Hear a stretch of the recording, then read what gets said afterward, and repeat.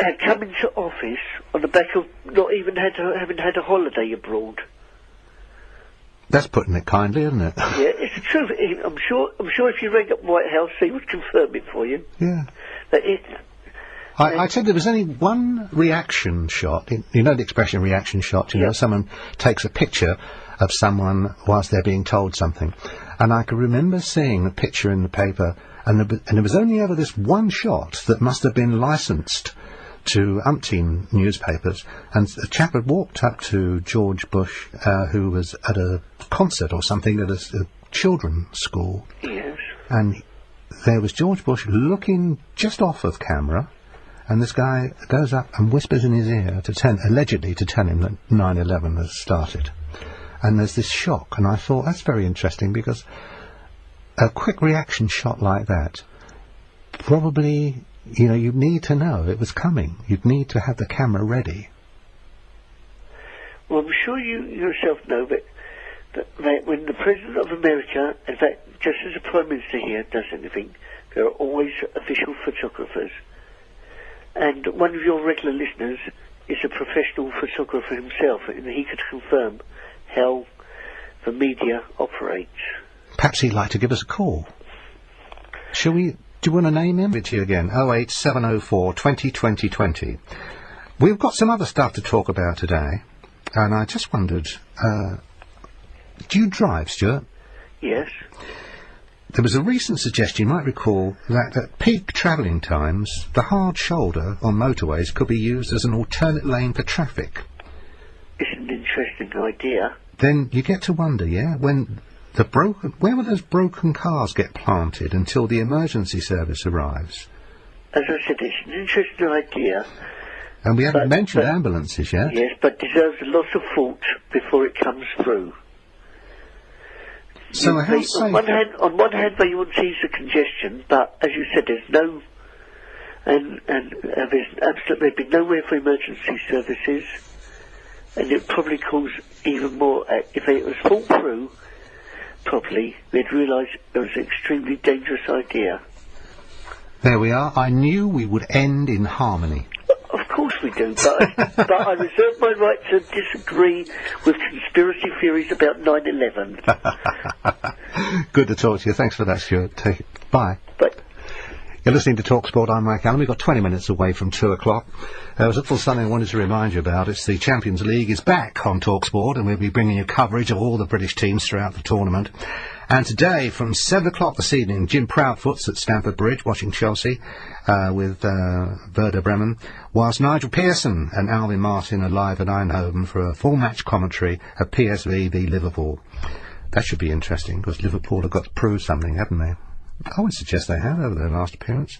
Then on Wednesday, it's the Battle of Britain as Celtic take on Manchester United at the Theatre of Dreams. Jim Proudfoot and Alvin Martin will bring you a full match commentary live from Old Trafford on 10:89 and 10:53 a.m. Plus, if you want to hear Arsenal's trip to Hamburg, then tune to any of our digital platforms as Chris Cooper and Gary Stevens are live in Germany with full match commentary on the Gunners. Both nights, from 10 p.m, talkSPORT is your station to react to the action as the boys take your calls right through to 11 o'clock. So for live commentaries and full-on sport-ins, it's going to be the Champions League. Keep it talkSPORT. John Gaunt on talkSPORT with Budget Van Insurance. We haven't got a joined-up policy on anything in this country. The country's run by half-wits, so consequently you've got no deterrent, you've got no law and order, have you? Dynamic debate, powerhouse polemic, and a disproportionate number of blokes called Terry. Hello, Terry. It's got a Terry in Hertfordshire. Hiya, Terry. Hello there. It's got a Terry in Bradwell Abbey, I think. Hello, Tel. The show that's guaranteed to get your gaunt every morning. The Don John. Weekday mornings from 10 on talkSPORT. What do you think? John Gaunt on talkSPORT with Budget Van Insurance. For a low-cost quote, go to budgetvaninsurance.com. Budget Van Insurance. It's a van man thing. The Game. Sensational! With Rodney Marsh. Off we go again. And Adrian Durham. Are you having a laugh? This afternoon from 4. I can't wait. Hold on! on talkSPORT. The untouchables of drive time sport. You send one of ours to the hospital, we'll send one of yours to the mall. What kind of attitude is that? A winning attitude. The Silver Fox and the Ginger Winter. Don't panic, we're only having a bit of a laugh. Going at it. He's off! Every weekday afternoon. Go on, the push! I knew there was something wrong. The game with the good guys. He's Rodney Marsh, I'm Adrian Durham. This afternoon from 4. DAB Digital Radio. Astonishing! And 1089 and 1053 AM talkSPORT. Hello? Good morning, it's Mike Allen, Ian Collins and Chessie and the rest of the gang. They're having a few days off, and when you think about it, they're probably a bit like James Brown, actually. They're probably the hardest working team in radio. Jeff's in Tipton, Bob's in Bradford, and Mick is in a place not withheld. You can't do that. You can't be coy with me. Hello, Jeff. Good morning to you. Hello, Mike. Hiya, Jeff. How you doing? Yeah, I'm fine. What I want to talk about these conspiracy theorists. Yeah. I mean, we had someone on the James Bell programme. Oh, yeah. Someone on your programme now, and quite frankly, I'm fed up of it now. Well, I tell you what, you and I, we won't talk about it. We'll talk about something else. Well, now I want to talk about it. All right. I mean, it's time to get serious with these conspiracy theorists. I mean, if they're so famous, if they're so desperate for fame, why don't they just head to the Big Brother house? Well, they're probably afraid of coming up against Russell. Yeah, that's true. But anyway, what I want to talk about really is about 2 years ago, Osama bin Laden. Uh-huh. He came. There was a message read out on Al Jazeera from bin Laden saying how spectacular he thought the event was, how he praised all the people he trained, and he thanked them. He thanked them individually. So that's my question to these conspiracy theories. What do you say to that? Because bin Laden has actually come out and said, yes, I've trained these people, and I thank them. I praise them for this spectacular event which they've carried out for me. Yeah, well, here's a question for you. Was he commissioned by someone to set it up? That someone came along with a big box of money and said, because every organisation needs funds, someone came along and said, this is what we want to happen, can you make it happen? And he might have taken a long look at it and thought about it and spoke with his logistic people and come back and said, yes, it will cost you this much. It's gone very quiet. You're not thinking about that? No, obviously not. Not going to do that. Bob's in Bradford. Hello, Bob. Oh no, why? I just can't get this off my screen. Hang on a minute. Johnny, we're not lift off my screen. It has, no, it won't. You've done it. Top man. Hello, Bob. Oh, hi, mate, yeah. First time been on for a long time, so, thanks for taking my call. Well, that's all right. You've got a little squeaky noise going on. Why is that? I'm on loudspeaker. I'll put myself onto handset. Would you? Oh, okay. Would you do that? Yeah, is that okay now, Mike? Yeah, sure. Oh, brilliant. Thanks for that. Yeah, I was just going to quickly mention a quick point. I know you're busy tonight, so I'll mention my points quickly. It's about the 9/11. Can I make a point about that? Sure. Yeah, basically, I was going to say, I don't actually believe it was a conspiracy theory, based on the point that if it was a conspiracy in the sense that the American government did orchestrate the events or that they were in some way complicit with what happened, then given that the chain of commands involved and the number of people involved in the conspiracy, something would have leaked by now. Somebody would have come out. You would imagine that, because what humans love to tell other humans how clever they are, don't they?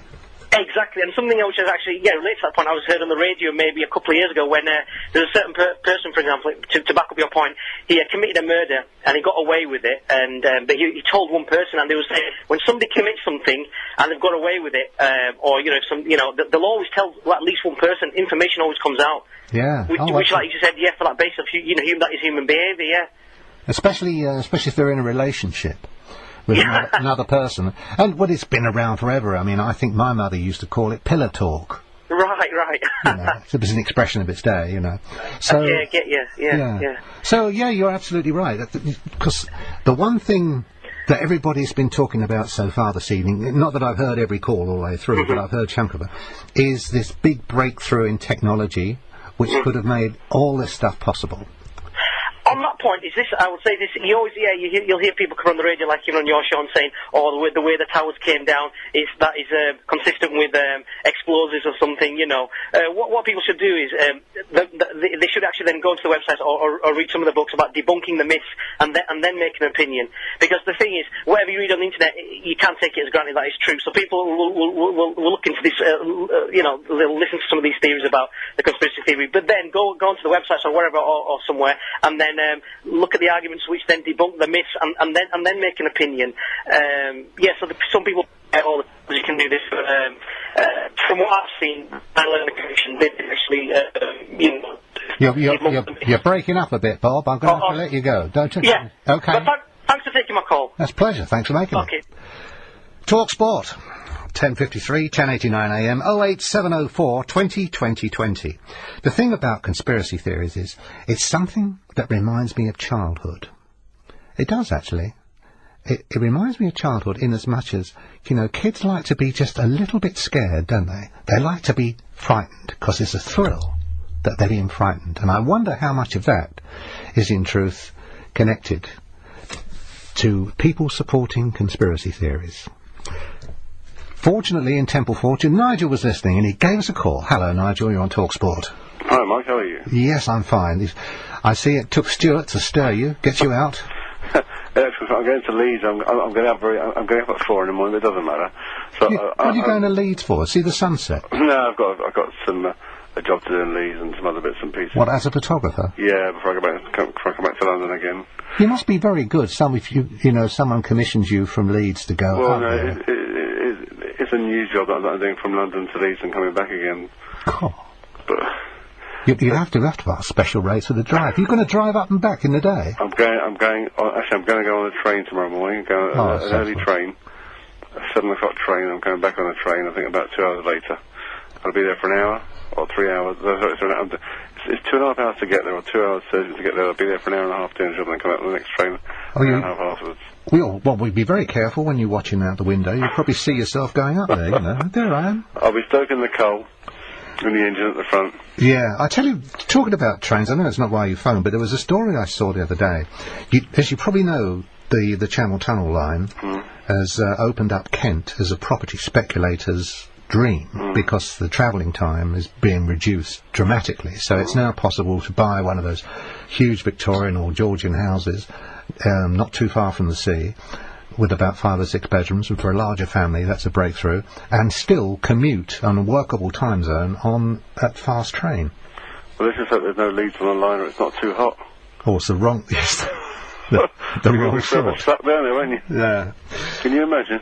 Well, I can imagine. I'll tell you what, I can't remember, though. I can't remember why Stuart suggested you should call, or I asked you to call. To be honest, I heard the intro to your show, and I know you were taking the reins this week, but I was going to ring in tomorrow. But he mentioned about, because you were surprised about the thought that a photographer caught the reaction from George Bush on camera. Oh, that's right. Yes, it was that one reaction shot. Do you recall that picture? I do. I saw that picture only this afternoon again, because in the paper, of course, there are archives of thousands of images. I just thought it interesting that, well, this probably sounds a bit stretched, but I'm going to float it past you anyway. If you're in any position of authority and someone walks across and just whispers in your ear, you're going to turn your face away because you don't want people to know your reaction. Well, it depends which way he was facing. He was in a classroom at the time, wasn't it? A school classroom, correct?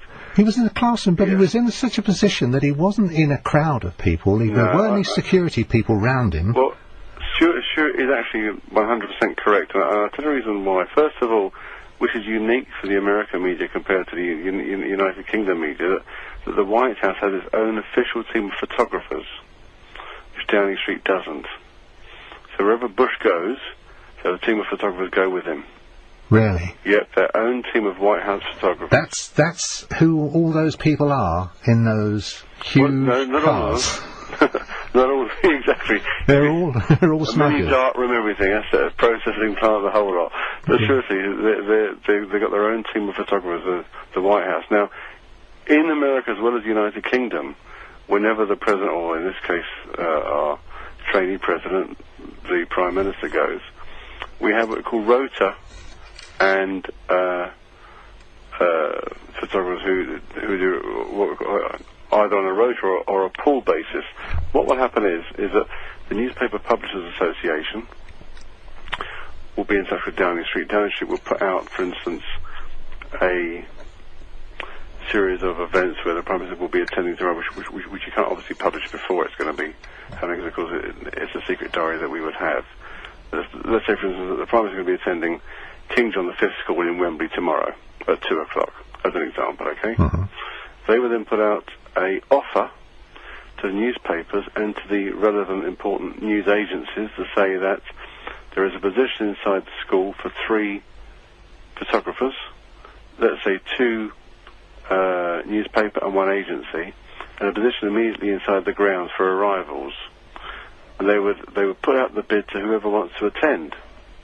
And whoever attends, the agreement is that those pictures must be pooled amongst all the agencies and all of the newspapers immediately after the pictures are taken. So in other words, if someone's there from the Times, one from the Sun, one from Reuters, they would all take the pictures and they would wire them back to their offices, and their offices would then pull them around all the different news agencies and newspapers are everywhere, so they can be freely used.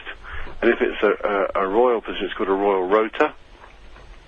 And the same thing, there'd be different positions where the Queen, the Queen or the Duke of Edinburgh, or Prince Charles, whoever it may be, would be visiting. There'd be certain positions inside and outside where those facilities are afforded to the press.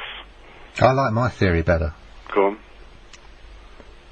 It doesn't clash with anything you've said, in as much as the show had a dedicated photography team, but there was never any other version than the original. We just saw that one shot, and then you noticed it because you saw it again the other night. But you see, bearing in mind, though, Mike, in my business, you want a picture, you want an image. For sure. Because and remember that the images beforehand were the images of him in the classroom, taken from a distance, showing the children and the teacher in the classroom. Then, of course, someone comes up and whispers in his ear, which doesn't often happen. So if someone's going to use a longer lens to sort of focus in on that particular area, engage reaction to what he says or does, or his facial expression would be. And let's not forget, it's the same thing. I'll give you another example of the same picture. The same picture was when Maggie Thatcher left Downing Street all those years ago. She got out the car, didn't she? And she did another wave because she got in the car too quick. Yeah, and then there was a picture, of course, of her close up of what we call a car shot in my industry, and that was a picture through the window. We're getting all the text. I love all the sexy. I love it. Every industry has its own language, doesn't it?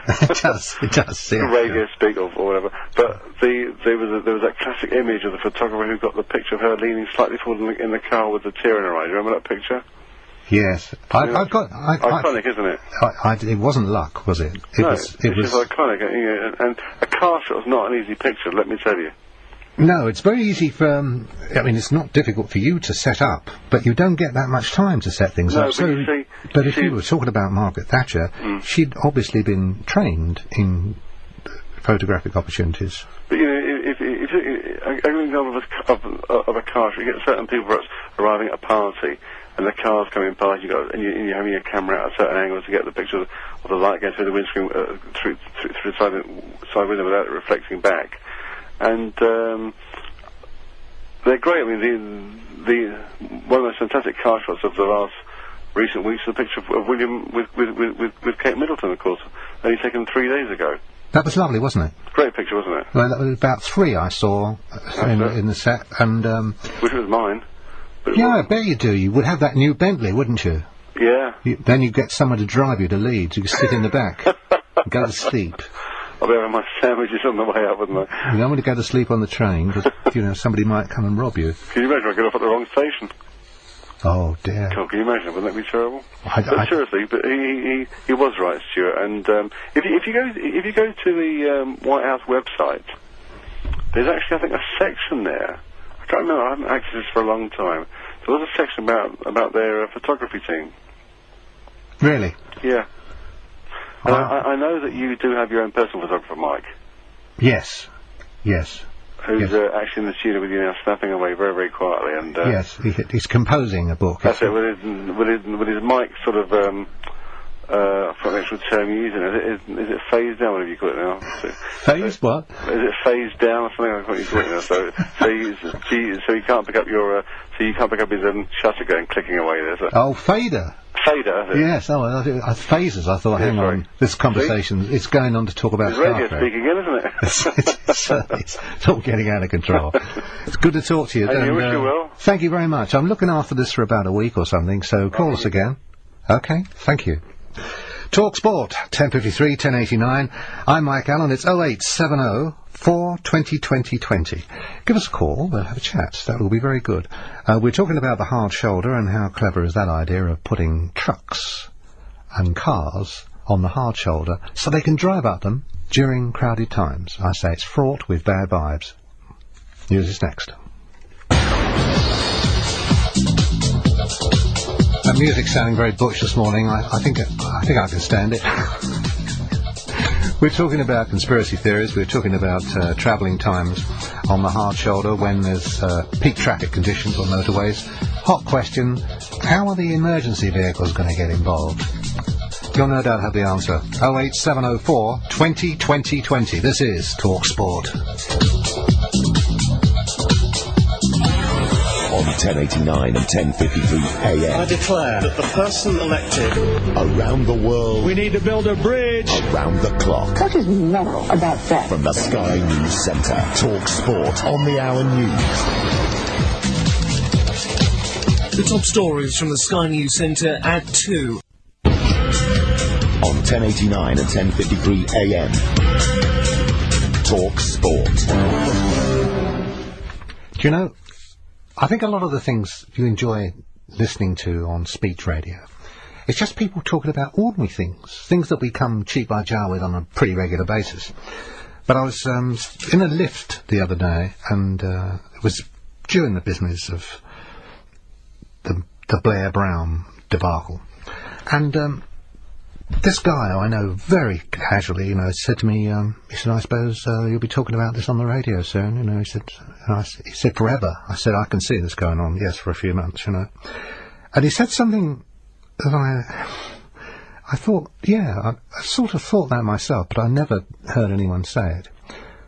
Do you get the feeling about Blair and Brown that they've altered the feeling on politics? In other words, we've lost the preparedness to believe in someone. We've lost the preparedness because of all this to trust. Does that not strike you as something that's true? If you just let all these events of the past week stew down and then pick over the bones, what are you left with? Some quiet, everyday voice saying, who is telling the truth? Who can we believe in? Might be something to think on. We're going to be talking also about conspiracy theories today, and the recent suggestion that at peak travelling times the hard shoulder could be used as an alternative lane for traffic. Well, you get to wonder, if you arrive at that point in the story, where the broken down cars will get planted until the emergency service arrives. And so far we haven't mentioned ambulances. So whether you're a driver or not, you'll have a view. How safe will we be if they open up the hard shoulder on selected motorways? What are your views on that, Keith? Oh no, it's Mick. So sorry. Hello, Mick. Hello there. Hi, on the A74. Well, I'm not. I'm on the M8 now. Oh dear. No, it's just about the hard shoulder. It's terrific. I drive around Munich practically every week. Do you? With a truck, and they've been doing that for a long time. And the traffic moves really well. And if there's any problems and the emergency vehicles come down, they don't use the hard shoulder. They come down with the lights flashing their horns on, and the traffic splits. Right. And it goes straight through, and it goes through quick. Do you think they'll have? I'm not pulling your leg when I say this. Do you think they'll have little films or little 30-second reminders on television saying if you hear you're on the motorway and we're running an extra lane, because this is going to be a bit sweet when it goes on the M25 around London. I'm not quite as international as yourself, Nick. Well. But the M25 has got phase in and phase out sections when there's bits where there is no hard shoulder. Not for too long, but there are bits. So we'd have people who are going along at 50 or 60 or whatever the designated speed is, having to join in another lane and then come back out once their hard shoulder section is returned to them. So I think it's got some flaws, because generally speaking, as a rule of thumb, the roads in France are better than they are in Germany, but they do have bigger lanes than our roads, don't they? I mean, the system works a lot better, in France and Germany. In Germany, there's a lot of problems with the roads just now. There's a lot of roadworks on them, and it's the worst place you could ever drive. The only time to drive in Germany is night time. And then you've got a clear road. My pal went to Germany to collect. All his life he wanted one of these very fast cars, a fast sports car. And it was at the time when if you went to Germany and paid for it over there, it was a lot less money and you could drive it home. And he was so disappointed because he'd heard about, you go on the Autobahn and you can really wind it up, And he said he was so disappointed because he was driving on German roads and he was driving constantly through potholes and the suspension was cracking and whacking, So he said I think he came back about 50 miles an hour. Well, I don't know about potholes and whatnot. The roads are pretty good, but I mean, the roadworks. There's always roadworks, and especially between Karlsruhe and Munich, it can take you hours. I mean, it's terrible. It's deadly. A lot of the roads are like that in Germany. They'll be good when they're sorted out.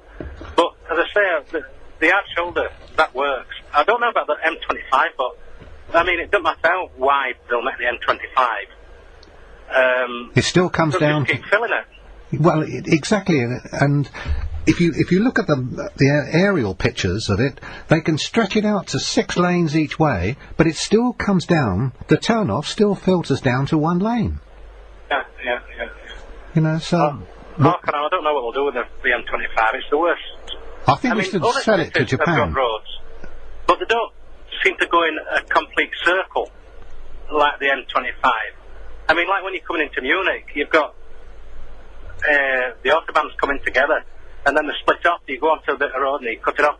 It doesn't seem to be like the M25, a perfect, circle. And I don't know what it is, but the M25 is just like a car park. We just call it a mobile car park. Yeah, it's absolutely that. It's as mobile as cold rice pudding. Yeah, and can I just say another thing? Yeah. I just want all the Manchester United supporters down there not to be thinking of conspiracies once Celtic come down there and beat them. Did you hear that whoosh as that pussycat went into that pile of pigeons? Nice to talk to you. Have a safe journey. How much further you got to ride tonight? Oh well, about another 10 minutes, and I'm delivering. Then I've got another delivery, and then that's me for a couple of days. Then I go back to Italy on Saturday. I get the ferry from Rosyth. Really? And you're 19 hours on the ferry down to Zeebrugge, and then you're away again. How many miles do you do a year? About 3,000 a week. 3,000 a week? Yeah, or just under 3,000. Do you know, I had my car MOT'd the other day. I never drive. Do you know, just take a guess. How many miles in a year? That you've done? Yeah. I'll say 850. 850? Yes. God's sake, I wish I were doing that. No. Well, if you were doing less than what you're doing, you wouldn't be employed, so don't say that. I've done, what? Oh, well, I better not tell you what I've done. No, anyway. I'm sure, otherwise it might disagree with that tachograph. That might just. Yeah, so we'll draw a curtain over that, Mick. We will, it's there, eh? Give us a call when you get some more time. Okay then, cheers. Take care, bye-bye. See you again. Good luck, bye. talkSPORT on 1053, 1089 AM. You can give us a call on 08704 20 20 20. Do you want to use that text machine again? Yeah, okay. 81089. Or you can email me, talksport.net. It's all go, isn't it? Now, I'm just having a look towards John here as my font of spiritual enlightenment. Shall we have a little break here before we have a word with Dominic, or shall we speak to Dominic and have a word? It's entirely up to you. Yeah, the power has gone straight to my pen. It's run out of ink. Let's talk to Dominic. Okay, thanks very much. So we're talking about a whole bunch of stuff. Let's get this screen that I work with here, dearest heart, supposed to react to my finger pressure, and